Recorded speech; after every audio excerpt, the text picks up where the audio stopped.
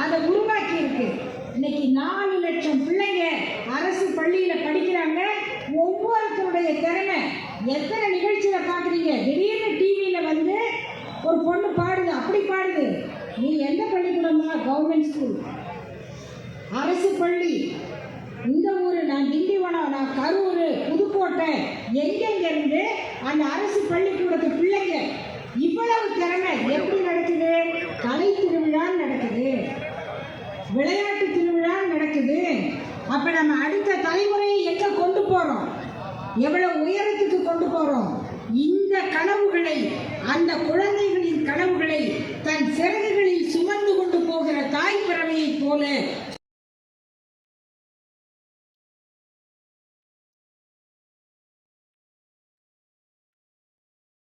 கனவாக மலர்கிறது.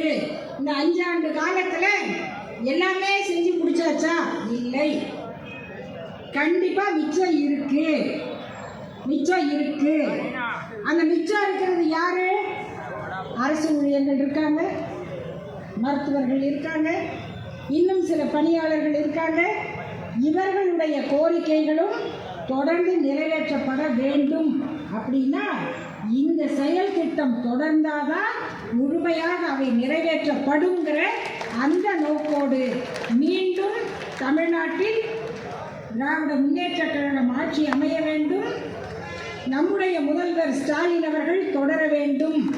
வெல்லட்டும் ஸ்டாலின், வெல்லட்டும் தமிழ்நாடு என்பது தமிழ்நாட்டு மக்களின் முழக்கமாக இருக்கட்டும் என்று சொல்லி அவருக்கு மீண்டும் என்னுடைய வாழ்த்தை சொல்லி முடிக்கிறேன். வணக்கம்.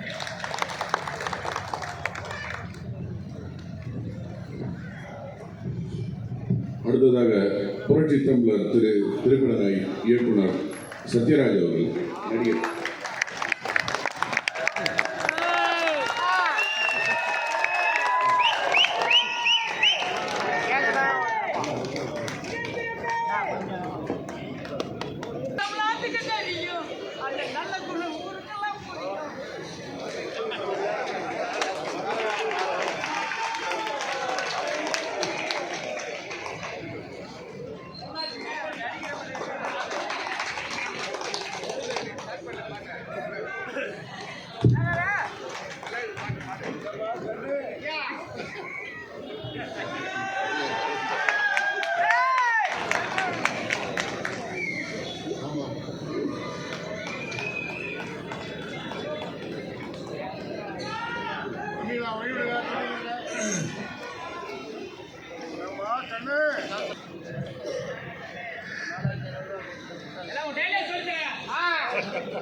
இதுக்கு பேர் தாங்க திமுக மேடை. டயலாக் பேசுறது வேற மேடை. அது மேட்டர் இல்லாதவங்க பேசுவாங்க, அது ஈஸியா கைதட்டல் வாங்கிடலாம். பேசினாங்க பாருங்க தம்பி தமிழன் பிரசன்னா, எவ்வளவு டீட்டெயில், எவ்வளவு புள்ளி விவரம். ஒரு வக்கீலின் வாதத்தை போல அவரை தமிழன் பிரசன்னா வச்ச வாதங்களை எதிர்த்து யாராவது பேச முடியுமா? மாற்று கட்சிக்காரங்க யாரா இருந்தாலும் சொல்றேன், நான் சவால் விடுறேன். தமிழன் பிரசன்னா சார்பில் நான் சவால் விடுறேன், அவருக்கு பதில் சொல்ல முடியுமான்னு கேட்கிறேன். அதுக்கப்புறம் தோழர் அருள்மொழி அவர்கள் பேசினாங்க, என்ன புள்ளி விவரம். இது மாசுக்கு கைதட்டுற விஷயமா இருக்காது.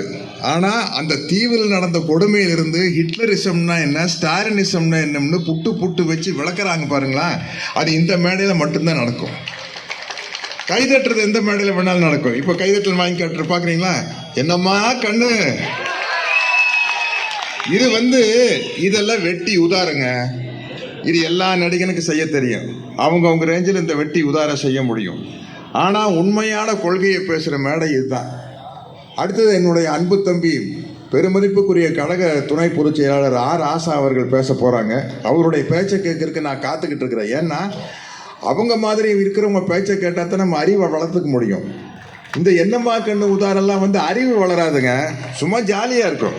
அது அந்த காலத்துலேருந்து நடந்துட்டு இருக்குது. ஒவ்வொரு நடிகருக்கு ஏதோ ஒன்று பேசினா கைதட்டுவாங்க, அது தனி கதை. ஆனால் இதுதான் ரொம்ப முக்கியமான ஒரு மேடை அப்படின்னு நான் நினைக்கிறது. தோழர் சேகுவேரான ஒரு படம், அந்த படத்தை சென்சாரில் கொத்து பரோட்டா போட்டு அந்த படத்தை ஓட விடாமல் பண்ணிட்டாங்க. அவ்வளவு சென்சார் கட்டு. என்ன அப்படின்னா ஐஐடியில் உயர் ஜாதி என்று தங்களை தாங்களே கூறிக்கொண்டிருக்கும் இனத்திற்கும் தாழ்த்தப்பட்டவர் என்று முத்திரை குட்டப்பட்ட இனத்து மாணவர்களுக்கும் நடக்கிற ஒரு போராட்டம் தான் அந்த படத்தினுடைய கதை. தோழர் சேகுவேரா அப்படிங்கிற ஒரு படம். அதில் வந்து தோழர் சேகுவேராங்கிற அந்த டைட்டில் ரோல் நான் தான் நடித்தேன். நான் அந்த காலேஜில் வந்து ஒரு ப்ரொஃபஸர், என் பேர் சேகுவேரா. அதில் ஒரு வசனம் வரும், ராஜாவா பிறந்து வீணா போனவனும் இருக்கிறான், சாதாரண குடியில பிறந்து ராசாவா அப்படின்னு வாயை புழக்க வச்சவனு இருக்கிறாங்க அப்படின்னு அந்த படத்துல ஒரு டயலாக் வரும். தோழர் சேகுவேரா படத்துல ஒரு டயலாக் வரும், சென்சார்ல இதை விட கொடுமை பண்ண முடியாதுங்க. அந்த காலத்துல உதய சூரியனின் பார்வையிலன்னா கட் பண்ணிடுவாங்க. இதுல அந்த தாழ்த்தப்பட்ட சமூகத்தை சேர்ந்த ஒரு மாணவனை வந்து அவனுக்கு வந்து தைரியத்தை கொடுத்து காலேஜில் சேர வைக்கிற ஒரு கேரக்டர் பேரு அண்ணாதுரை.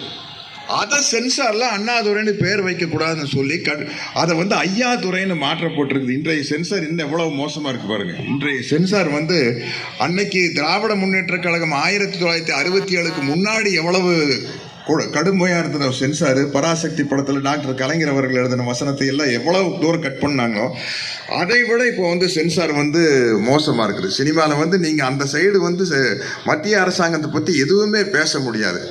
அப்படிப்பட்ட ஒரு சர்வாதிகார சூழ்நிலையில ஒரு முதல்வராக இல்லாமல் போர்ப்படை தளபதியாக விளங்குபவர் தான் நமது முத்துவேல் கருணாநிதி ஸ்டாலின் அவர்கள்.